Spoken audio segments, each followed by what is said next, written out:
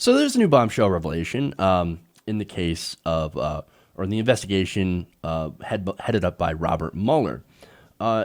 According to the Washington Post, the FBI now believes that a business associate of former Trump campaign chairman Paul Manafort had some ties to Russian intelligence agencies. This includes during the time of the 2016 presidential race. This is according to prosecutors in court documents filed Tuesday. Now, that associate is none other than Rick Gates. So Rick Gates is also somebody who's been indicted. He's actually now cooperating with the Mueller investigation. And this is another bombshell card that has been handed out by Robert Mueller.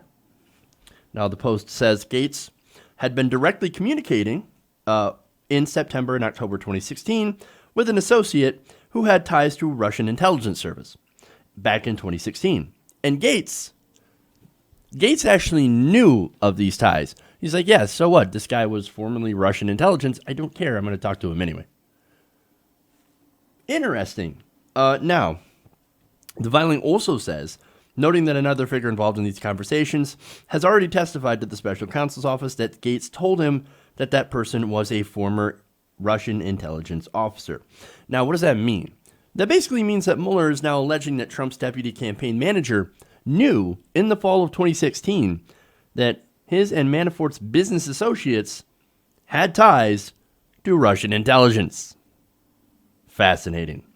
Now, the Post adds, based on previous reporting, that Manafort has said that he and associates discussed in August of 2016, the hacking of the DNC emails. And of course, 1 month previously, WikiLeaks had released those stolen DNC emails. Now, look, who stole the DNC emails, to me, is not as important as what the DNC emails actually uncovered. I think that that's really important, what they uncovered. That's how we know about some of the chicanery that happened during the Democratic primary, how Bernie Sanders, of course, got screwed over by the DNC. I think that's really important.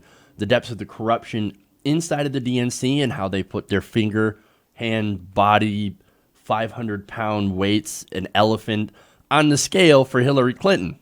So that stuff is important. Now, if it was Russian intelligence that stole those emails and then gave them to WikiLeaks and released them, okay, well, hey, look, at least we know, right?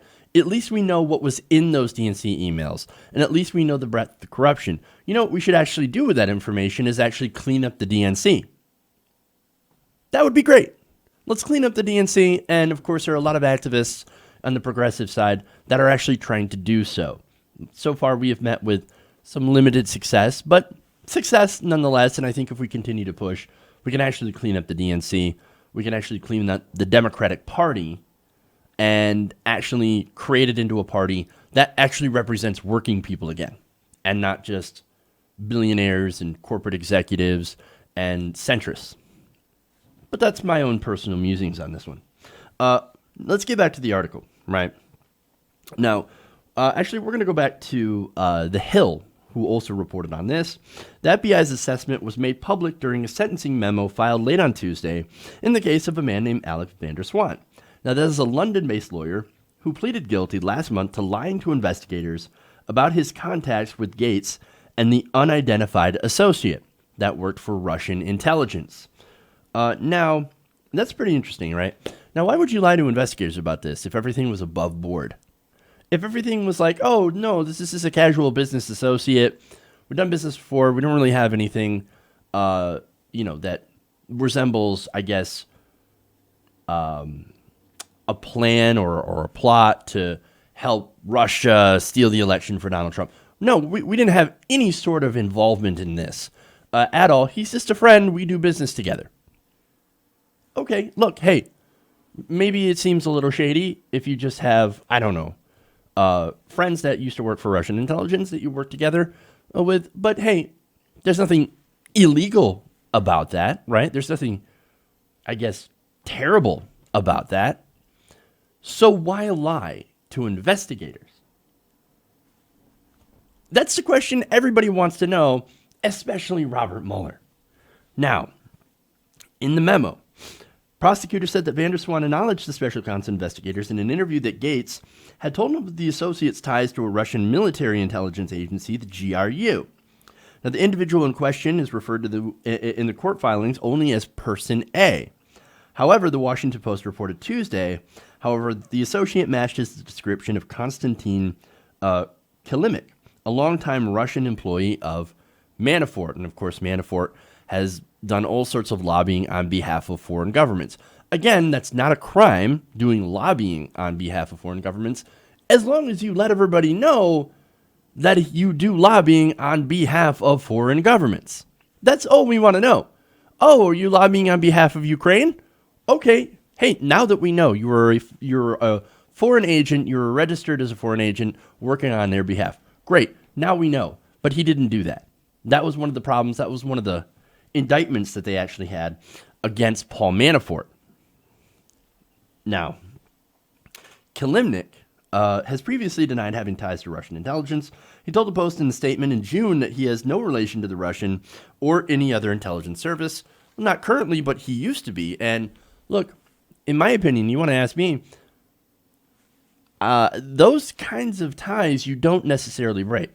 I mean, once, this is going to sound incredibly cliche, but once comrades, always comrades. And I mean that as in comrades in arms, not like I'm being like anti-Russian or anything, because I know I'm going to get those charges. But look, once you make friends and contacts in these agencies, it's sort of like being in like the military, right? People that you're in contact with, that you serve with, often remain friends afterwards. So that's all I'm saying. So if you have connections, you're always going to have connections. Now, why is this important?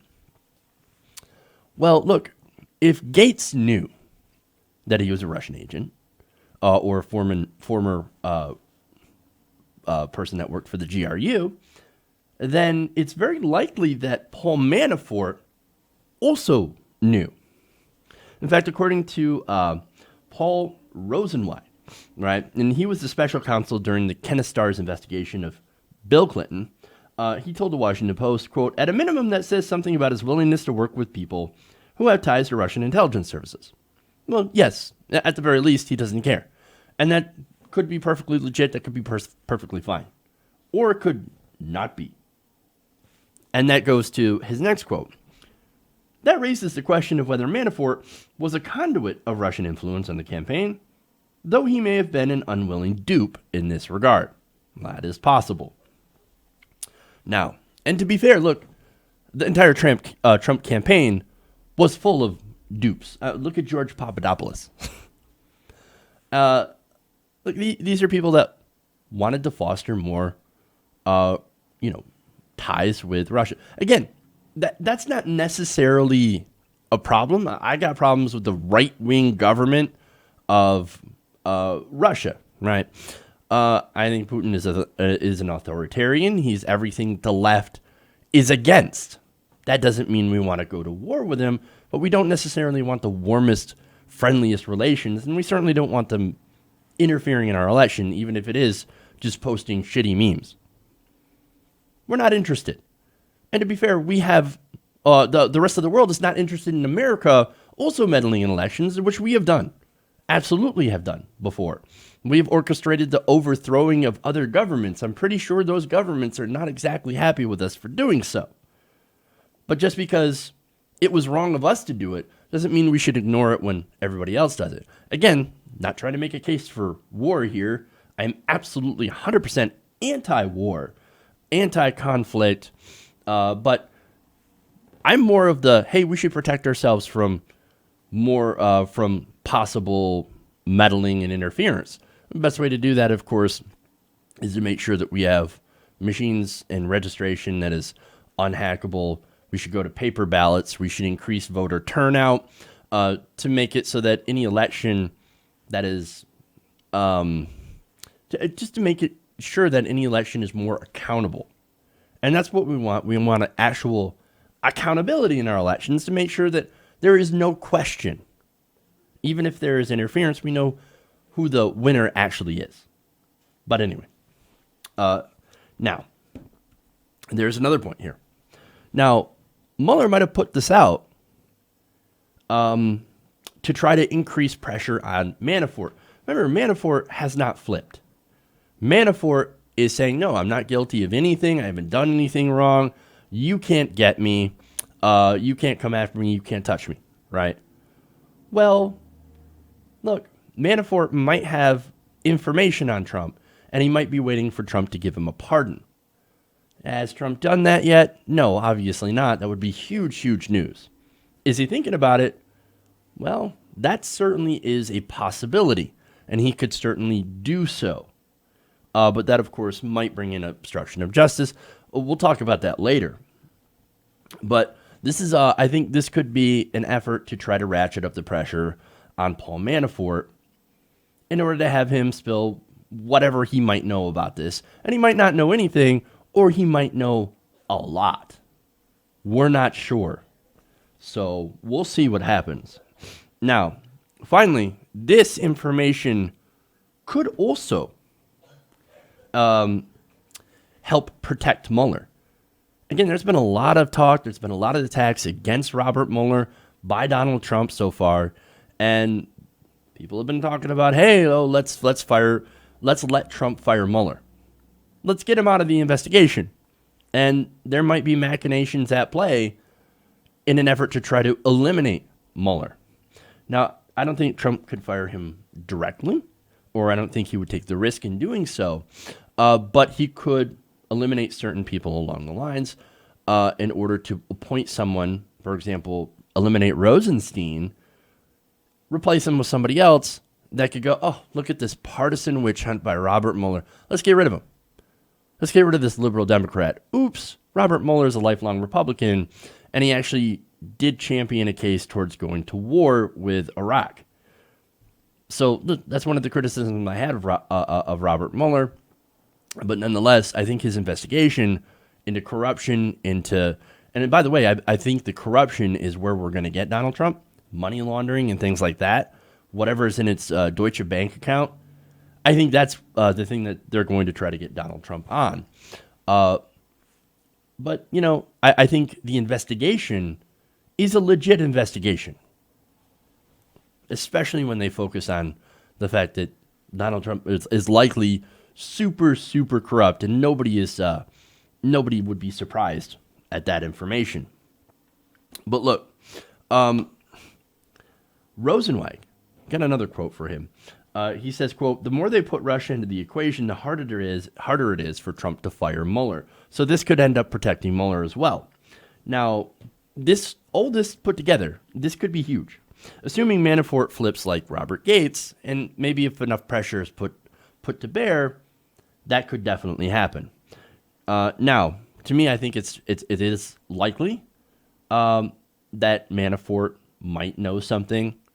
And look at all the indictments that we've had so far. We've had 19. And 5 of them have pleaded guilty so far. And there's likely more that is coming. So not only that, but look at all the anger coming from the White House when it comes to Mueller, and all the anger from Republicans going right to Mueller. I think he's getting close to something. That is my personal opinion. Now, that doesn't mean us progressives shouldn't keep fighting for progressive values.